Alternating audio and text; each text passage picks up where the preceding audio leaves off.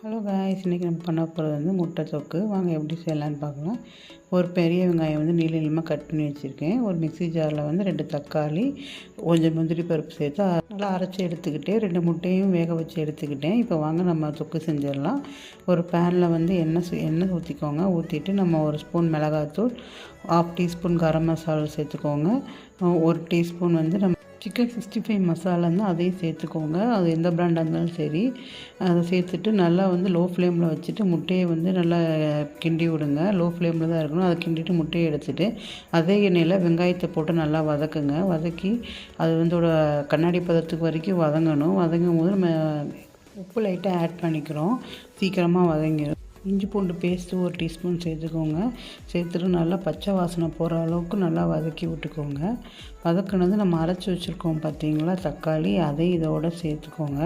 சேர்த்துட்டு நல்லா வந்து எண்ணெய் பிரிஞ்சு வர அளவுக்கு நமக்கு வதங்க விடுங்க.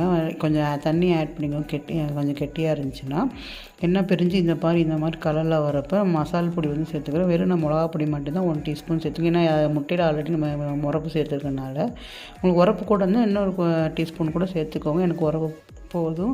இப்போ நம்ம வறுத்து வச்சுருக்க முட்டையை இதோட ஆட் பண்ணிவிட்டு லைட்டாக கொஞ்சம் மேலே கஸ்தூரி மெத்தி சேர்த்து இறக்கி சப்பாத்தியோடு சர்வ் பண்ணிங்கன்னா சூப்பரான முட்டை தொக்கு ரெடி ஆயிரும். நைட் டின்னருக்கு ப்ரோட்டீனான ஒரு டின்னர் எடுக்கணும்னா இது மாதிரி ட்ரை பண்ணி பாருங்கள். முட்டை தொக்கு பிடிச்சிருந்தால் லைக் அண்ட் சப்ஸ்கிரைப் பண்ணுங்கள். பாய்.